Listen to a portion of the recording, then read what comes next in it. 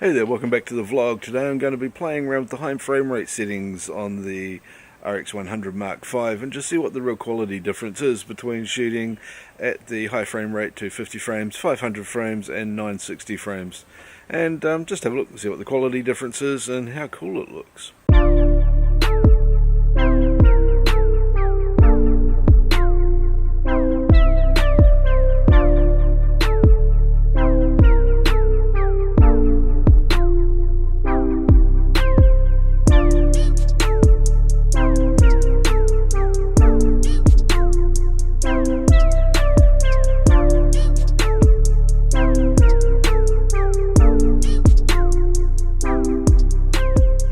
Okay, so what I'm going to do here is I'm going to turn a garden sprinkler on first because that gives me something that's moving fairly constantly, and I'm going to set the camera up 3 times and shoot at the 3 different high frame rate rates that the RX100 does.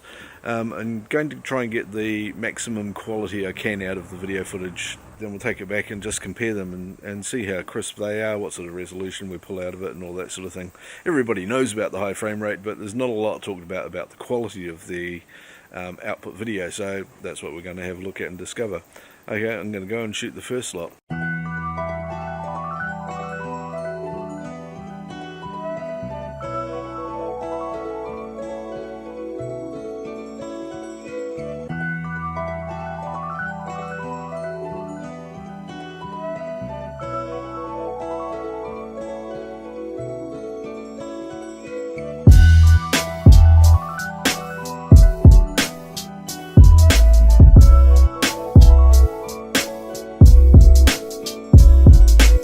Okay, so I'm taking a quick walk now over into a bit of parkland I haven't been in before, with the idea of finding somewhere else to get a few more slow-mo shots. It's very quickly becoming a case of not having a lot of daylight left, of course, and so one of the things that slow-mo shots are really good for is being able to dampen out handheld movement. So I'm going to quickly see what I can do just with the high frame rate handheld as a bit of an experiment and see if it works while I've still got a fraction of sunlight left.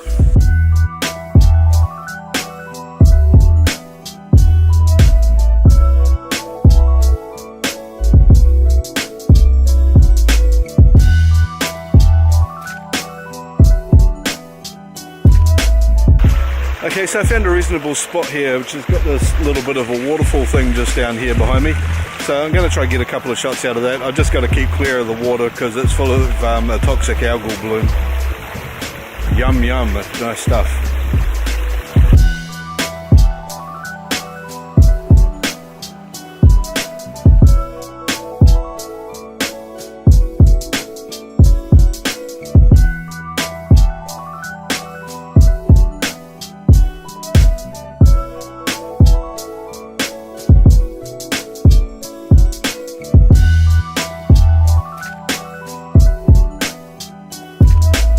I was just heading back out from what I'm doing and I just spotted blackberries up here. It's a real bugger I haven't got anything to pick them with or carry them in, and otherwise we could have had quite a nice dessert tonight.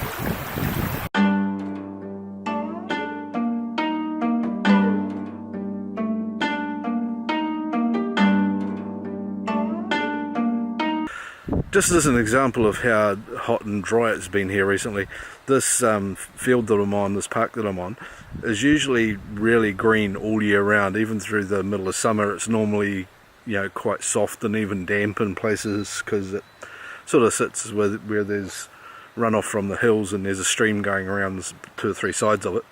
But right now it's just dry and cracked and the grass is all dead. The only thing down there that seems to be growing are the number of cigarette butts. Well, at least I've got a few shots that I can head back with and edit together anyway, so get something out of today. And going to go back and have a look at a couple of YouTube sites that I've seen today as well, which are kind of interesting. I thought I might tell you guys about. A couple of videos I've seen that I find quite inspiring are about people's creative spaces. It's about where they go to do what they do and how they create their space and modify the space around them. Now, 2 of these have sort of sprung to mind pretty quickly.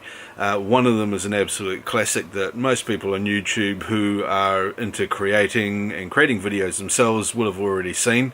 Another one is somewhat newer but in the same sort of vein. The first one, of course, is Casey Neistat's studio tour.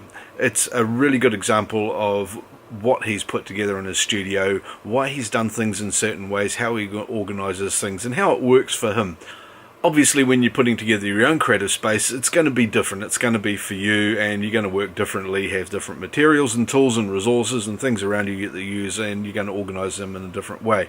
But having a look at how Casey does his is, of course, gives you some really good ideas, and I found it quite inspiring, and I actually ended up copying a couple of things that he does, and I did a few things quite differently for myself because I work differently to him. So pop along and have a look at that one after this, definitely link to it below. The next one is a fairly new YouTuber, Chantal Martin. Now, this particular YouTuber I find just wakes me up a bit. What she's doing is really inspiring, the way that she owns everything that she's doing in her artwork as well as her YouTube channel. The YouTube channel is kind of secondary to what she's really doing and what her dominant role is, which is an incredible creative artist doing her own thing, and it's something that she's sort of developed. It's all hers, she owns it, she goes and does it, and she does a bloody brilliant job of it. I think that the things that she does is fantastic. And she did a bit of a video as well about her creative space and how she organises it and the tools that she uses, so I've put that one in here as well. So I strongly recommend you have a look at these two videos. I found them quite inspirational for different reasons. Obviously somebody who's been experienced for a long time and somebody who's fairly new and sort of developing a very different type of studio. There's a lot of parallels and differences. So check them out, and I hope you enjoy them and find them useful. Anyway, now I'm going to head back inside and it's time to cook some more dinner. Going to do a bit more cooking on the vlog today, and I'm going to make a Yorkshire pudding. I'm doing this for a mate of mine who's also got a cooking channel, Drew. I'm going to show him how to make a proper Yorkshire pudding, New Zealand style. So what I'm going to do first, I've got a bowl here, and I'm just going to go grab a cup of flour. Here's my flour, and I've got one perfectly measured Tupperware cup. There we go. I'm going to get some salt. Here's my salt. It needs about a teaspoon, so just go like that. That's about a teaspoon of salt. Now I'm just going to whisk that together. Once again, I've got a Tupperware whisk in a Tupperware bowl. I don't know why I just end up with a lot of Tupperware. It's probably because it's good stuff, it works. Now I'm just going to throw 2 eggs in there, 2 large eggs. They go straight in there. 1. Number 2. Cracking eggs easy, just whack it on the side like that. And then just give it a quick tap with your finger, and it splits in half the rest of the way around. You don't get any shell in it that way. Right, now I just need to grab some butter. Usually need about a tablespoon of butter, but I like butter quite a bit more than that, so I tend to grab a little bit more than a tablespoon. And it makes the recipe a bit better. Usually find that a lot of these things just say use only a tablespoon of butter because they're trying to be politically correct and diety. But I don't give a shit, I'd rather have flavour. I'm just going to put that in the microwave. Okay, while that's in the microwave, and you can hear the microwave whirring along now, I'm just going to grab another cup of milk. That's one good thing about being in New Zealand, we've got real milk. And that one there's around about a cup, so that'll do me. There you go, 1 cup of milk, and that's going straight in the bowl. That's not a Tupperware cup, it's a Hufflepuff cup. And I'll just mix all that up. There we go. Put that away again.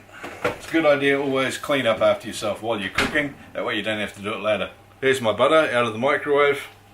Just dump that into my mixture down here. There we go.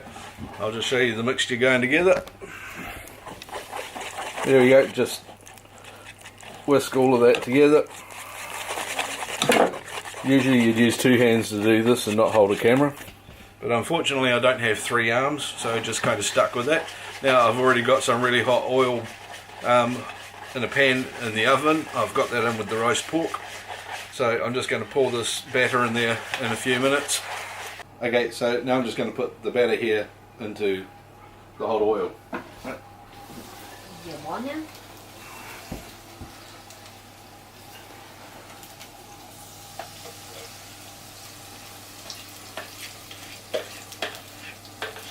There we go, and that'll become a delicious Yorkshire pudding. Okay, that should be about ready, so let's grab this thing out the oven and see how it looks. Okay, let's open that up, grab myself a tea towel, and there you go. Pretty much spot on.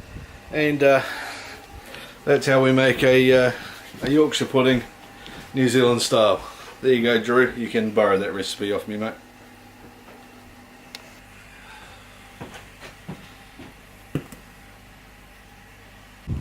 So I guess it's fairly easy to say that the 250 frame and 500 frame shots were pretty good, but the 1000 frame stuff, you really do need quite a bit of light to make it work properly, and it's just not as crisp.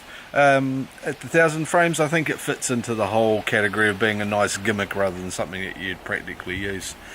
If you want something 1000 frames, there's a lot better cameras to do that with, but this is, at the end of the day, a very, very, very clever point and click, and the fact that it can do it at all is pretty damn impressive.